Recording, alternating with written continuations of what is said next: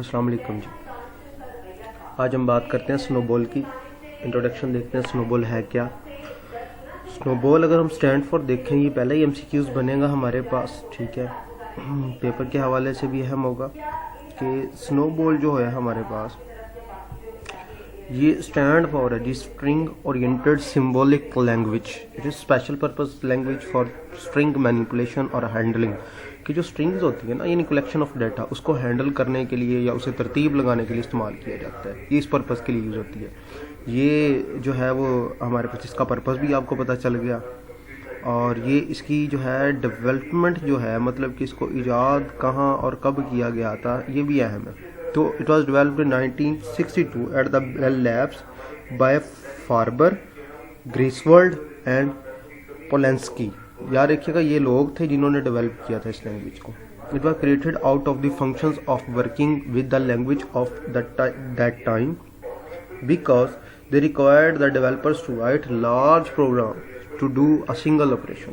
कहता है कि उन्होंने ना इस लैंग्वेज को फंक्शंस काम करते हुए ना फ्रस्ट्रेशंस देखी जब वर्किंग के अंदर, तो देखा कि इतना बड़ा बड़ा कोड जो है वो लिखना पड़ता है डेवलपर्स को किसी भी सिंगल ऑपरेशन को परफॉर्म करने के लिए, ऐसी जमा ही करना हो तो it was used to do most of the work is designing new software. उन्होंने इसको डिज़ाइनिंग पे ले गए, थोड़ा नई सॉफ्टवेयर को डिज़ाइन करने पे ले गए। And interrupting different languages grammars, और मुख्तलिफ लैंग्वेजेस की ग्रामर्स का मतलब होता है रूल्स को इस्तेमाल किया। टुवर्ड द एंड ऑफ 18वीं सदी के आखिर में न्यू लैंग्वेजेस क्रिएट हुई, जिनमें ये हमारे पास लैंग्वेज भी थी जो स्ट्रिंग को मैनिपुलेट करती थी। They include Perl and awake.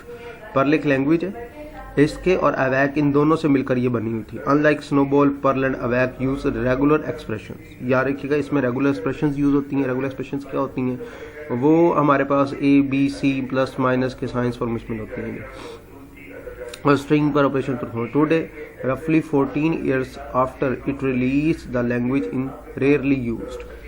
आज से 40 साल पहले भी ये लैंग्वेज जो है वो कम इस्तेमाल की जाती थी, याद रखिएगा। Simple data types. अब इसमें स्नोबॉल में याद रखिएगा, आपने डेटा टाइप्स को बड़ा याद रखना है। हर चीज़ की डेटा टाइप्स जो होती है ना, वो उसकी बहुत अहम पिलर होती है। Initial version of snowball only supported integer string. बस इनिशियल वर्जन जो आए थे ना स्नोबॉल के, वो दो ही चीज़ों को सपोर्ट करते थे। किस चीज़ को जी? स्ट्रिंग को और इंटीजर डेटा टाइप को। ये इसकी बेसिक डेटा टाइप थी जो हमारे पास। ये चीज़ आपने जो है वो याद रखनी है कि ये हमारे पास क्या थी। ये दोनों हमारे पास जो है वो बेसिक्स थी।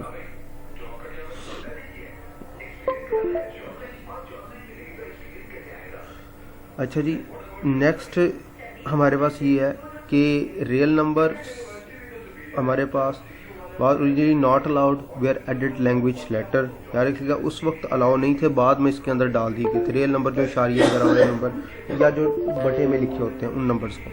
इंटीजर के अंदर स्नोबॉल्स जो थी वो पॉजिटिव और नेगेटिव दोनों नंबर्स को सेव करती थी, सपोर्ट करती थी। ये नीचे दिया भी हुआ है, इसको थोड़ा सा आपने पढ़ लेना, ठीक है। और लीगल नंबर जो थे हमारे पास, माइनस में जो नंबर आए थे वो स्नोबॉल 4 के अंदर आए थे। जो 4 इसका वर्जन आया था ना, उसके अंदर फिर जो थे ये नंबर्स भी आए थे। स्ट्रिंग सेकेंड डेटा टाइप थी, याद रखिएगा। और string is a represent by a sequence characters surrounding by quotes single of double. Single और डबल दोनों कोड्स के अंदर दिखाया जाएगा। मैक्सिमम लेंथ जो थी ना स्ट्रिंग डेटा टाइप की, इसकी 5000 कैरेक्टर्स जो थे वो अलाउ थे। और स्ट्रिंग को कुछ इस तरह लिखा करते थे, याद रखिएगा, सिंगल कोड में भी और डबल कोड के अंदर भी। इसको और इसकी एग्जांपल्स को लाजमी देख लीजिएगा, फिर यहाँ से लेकर, और ये आपको एग्जांपल्स भी पता होनी चाहिए, ठीक है। अब नेक्स्ट है जी स्नोबॉल ऑपरेशन। स्नोबॉल कौन कौन से ऑपरेशन परफॉर्म करती थी? स्नोबॉल में वेरिएबल कैसे क्रिएट किए जाते थे? ये तमाम चीज़ें भी आगे देखते हैं।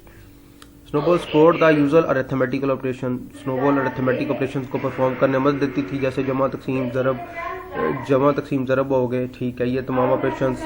और it also supported the exponential operations. ये एक्सपोनेंट ऑपरेशंस को भी क्या करती थी, हमारे पास देखती थी। और नॉट के ऑपरेशंस को या माइनस को, यूनिटरी ऑपरेटर जो होते हैं सिंगल ऑपरेटर्स, उनको भी देखती थी, ठीक हो गया। और इक्वल का operator is use for assignment. वो तो तमाम में आपको पता है कि ये असाइनमेंट ऑपरेटर के तौर पर ही यूज होता है, यानी एक वैल्यू को दूसरी वेरिएबल के अंदर असाइन करने के लिए, वेरिएबल नेम में असाइन करने के लिए यूज होता है। अच्छा, नेक्स्ट है the precedence of operators is अब इसमें प्रेसिडेंस कुछ इस तरह थी, ठीक है। Then exponential then operations are the left associated expected except the exponential which is right associated therefore. अब कहता है जी जो पहले आते थे ना उनको पहले कर लिया जाता था, मिसाल के तौर पर देयरफॉर। अब आगे जी 2 मल्टीप्लाई एक्सपोनेंशियल इसे कहते हैं, मल्टीप्लाई 2 टाइम 3 2 मल्टीप्लाई एवोलेटेड। अब ये चलेगा कैसे, ये इस तरह चलता था। पहले ब्रैकेट सॉल्व होती थी, ब्रैकेट के बाद फिर ये बाहर वाले को सॉल्व करता था, ठीक हो गया जी। अब हमारे पास this most language parentheses can be use to change the order. अब पैरेंथेसिस जब यूज हो जाती थी तो ऑर्डर चेंज हो जाता था, पहले पैरेंथेसिस को यूज किया जाता था फिर आगे दूसरी चीज़ों को। Just like C is both the operands, C के अंदर जिस तरह ऑपरेंड्स यूज किए जाते हैं फिर उनका रिजल्ट निकाला जाता है। जैसे ये आपको ऑपरेंड नजर आ रहे हैं 5 और 2, और ये आपको जो है वो नजर आ रहा है उसका साइन। तो will be evaluated to be 2 and not clear. इसमें 2 एवोल्यूट नहीं होगा बल्कि 2 और 5 दोनों एवोल्यूट होंगे, याद रखिएगा। वेरिएबल्स नेम किस तरह लिखे जाते थे जी, variable name must begin with the upper और लोअर केस लेटर। पहला रूल ये याद रखना है कि वेरिएबल्स जो थे इसमें भी अपर और लोअर केस लेटर के अंदर ही लिखे जाते थे, पहला लफ्ज होता था। फिर unlike C SNOBOL is case sensitive, कहते सी की तरह नहीं थी, ये केस सेंसिटिव लैंग्वेज थी, याद रखिए, ठीक है। That is the literal wager. अब जैसे कि ये WAGR वगैरह लिखा हुआ है और W बड़े में लिखा हुआ है तो रिप्रेजेंट द सेम वेरिएबल, जिस सेम वेरिएबल को जाहिर कर देते। सी सेंसिटिव है, ठीक है, लेकिन स्नोबॉल अनलाइक सी स्नोबॉल इस केस इनसेंसिटिव। ये दोनों इनसेंसिटिव लैंग्वेजेस की तरह काम करती थी, इनके अंदर सेंस नहीं देखी जाती थी।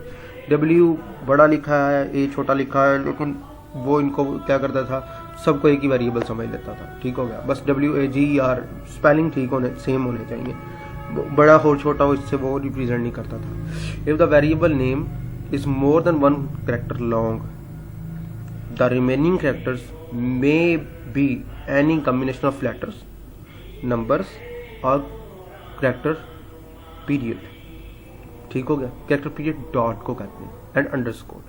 The name may not longer than maximum line length 120 character, 120 character से बड़ा नहीं होना चाहिए था, ये बात याद रखनी, ठीक है।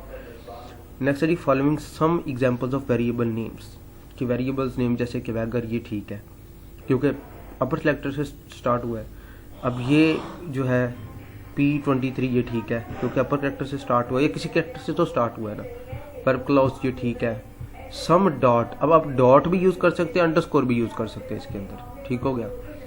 ये डॉट को जो है हम वो पीरियड का साइन देते हैं जी, पीरियड का, और ये यहाँ पर भी जैसे ये ठीक है। तो इस तरह के वेरिएबल जो बने होंगे ना वो स्नोबॉल के अंदर करेक्ट होंगे, ठीक होगा, जिनके अंदर डॉट यूज़ किया होगा, अंडरस्कोर यूज़ किया होगा और पहला लेटर कैपिटल होगा या फिर अंडरस्कोर होगा, ठीक है। और मैक्सिमम लेंथ आपने देख ही ली थी कि इसकी मैक्सिमम लेंथ जो है वो कितनी होती है। स्नोबॉल 4 स्टेटमेंट स्ट्रक्चर, स्नोबॉल 4 जो थी उसमें एक स्टेटमेंट लिखने का स्ट्रक्चर क्या था। स्नोबॉल स्टेटमेंट एट 3 कंपोनेंट्स, इसके अंदर 3 कंपोनेंट्स होते थे, 3 अहम चीज़ें होती थी। द स्ट्रक्चर ऑफ स्टेटमेंट, इसका स्ट्रक्चर ये होता था कि पहले लेबल लगाते थे, फिर स्टेटमेंट की बॉडी लिखते थे और फिर आपने जहाँ जाना होता था ना जिस फील्ड पे, उसका नाम लिखते थे। अब लेबल क्या था, इस must be on the first position of the statement, कि जो पहला नेम लगाया ना आपने, जब कोई लेटर लिखा है वो आपका लेबल होता था। वो कोई लेटर हो सकता था या कोई नंबर हो सकता था। और go to field, the go to field is use to alter the flow the control, कि किस जगह पे कंट्रोल ने जाना है, किस जगह पे जाके जमा करनी है, तकसीम करनी है, ये जंप कहाँ पे लगाना है। तो ये हमारे पास क्या होता था, फ्लो टू कंट्रोल। और फ्लो टू कंट्रोल को आप हमेशा इसी तरह लिखते हैं, याद रखिएगा। ये कॉलन लगाते हैं आप, कॉलन लगा के फिर आगे अपने लेबल का नाम लिखते हैं, ठीक है, जो लेबल आप ऊपर दे के आए थे। अब बॉडी स्टेटमेंट क्या होती है, body statement only any of following types. Body statement में ये होगी, असाइनमेंट स्टेटमेंट यूज होगी, इक्वल का sign, pattern matching statements use होंगी, greater than, equal to, less than, ये सारी। रिप्लेसमेंट हो सकती है और एंड स्टेटमेंट यूज हो सकती है, ठीक है। असाइनमेंट स्टेटमेंट कैसे यूज होती है, असाइनमेंट स्टेटमेंट जैसे हम C++ में या C में यूज करते थे कि वेरिएबल इक्वल टू वैल्यू, ये इस तरह यूज होती है। Following some example assignment statement, जैसे कि कुछ एग्जांपल दी गई हैं तो ये आपको समझ आ रही होगी, ठीक है। अब हमारे पास नल स्टेटमेंट किस तरह यूज़ करें, इस there is right hand side of assignment. अब एक चीज़ आपको मैं बताता चलूँ, important to note the binary operations must least one space on the both sides. For example 3 + 2 is not allowed, नहीं अलाउ, क्यों? क्योंकि दोनों साइडों पर स्पेस होनी चाहिए, ठीक है। It may be noted as unlike C, variable are not declared in SNOBOL. The assignment statement creates a variable if is not already declared या created, assigns a type to it which is a type of expression in the right hand side, ठीक है जी। अब हमारे पास आपने for example the type of variable v is integer and it's assign the value string, then the type will be change string, तो automatically change हो जाएगी। तो इसे कहते हैं डायनामिक टाइपिंग, इसे डायनामिक टाइपिंग कहते हैं जी। ये आपकी डायनामिक टाइपिंग की तारीफ होगी।